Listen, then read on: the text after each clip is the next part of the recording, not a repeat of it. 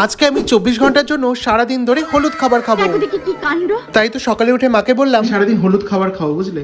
তুই কি অ্যাবনর্মাল নাকি? আজকে লাল খাবি, কাল সবুজ খাবি, হলুদ খাবি, যা করো করকে যা। আমি কিন্তু এসব কিচ্ছু করতে পারবো না, বাইরে গিয়ে অ্যারেঞ্জ করে। তাই তো সকাল সকাল বাজারে বেরিয়ে পড়লাম। গিয়ে দেখি ডিমের দাম তো 8.5 টাকা হয়ে গেছে। এরপর একটা হলুদ কালারের ডিম কিনে নিয়ে এসে অমলেট বানালাম।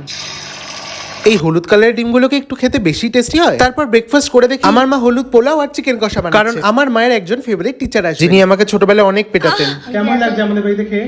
সবসময় তো আমাদের বাড়িতে খেয়ে আসা, তুমি বড় মিথ্যাবাদী। আজকে তোমাদের বাড়িতে এসে একদম পুরোপুরি শুরু করবো। এই কথা শোনালেন ম্যাডাম আমাকে? হ্যাঁ শোনালাম। এদিকে আমার ম্যাডাম তো খেয়েই চলেছে আর একটা বাজে গন্ধ তখন থেকে বেরোচ্ছে। কোনো কথা। তাহলে কি খাবারগুলো নষ্ট হয়ে গেল? না মোটেও না, অত্যধিক খাওয়ার ফলে আমার যে শরীর থেকে সবকিছু বেরিয়ে কি বলে? হচ্ছে সেটার তো বুঝেই পাচ্ছি এটা গন্ধ পাচ্ছি। যা বুঝবার আমি বুঝে গিয়েছি। কি রাম, কি খারাপ কথা। এটা আসলে তোমারই, যেটা আমার নামে চালানোর চেষ্টা করছো। এত বাজে গন্ধ শুকেছে দুপুরে, তাই সন্ধ্যাবেলা একটু হাঁটতে বেরোলাম। তারপর কালুয়ার বাড়িতে গিয়ে কালুয়াকে বললাম হলুদ কেক আগের দিন বিয়ে করে গিয়ে কিছু খাওয়া, বিয়ে বাড়ি কেক খাওয়াবি আমাকে? তারপর মিয়ামরের কেক খাওয়ার নাম করে ওকে বাড়ি থেকে বার করলাম। আর নিয়ে এলাম পানের একটা দোকান। মিয়ামরের কেকের যা দাম, তুই এই দোকানে আনলি? দেখো এর থেকে ভালো হলুদ কেক আর কোথাও পাওয়া যাবে? আর যদি পাওয়াও যায় তাহলে কোথায় পাওয়া যাবে? নেক্সট কি কালার চ্যালেঞ্জ করা যায় বলো তো? কমেন্টে লেখো।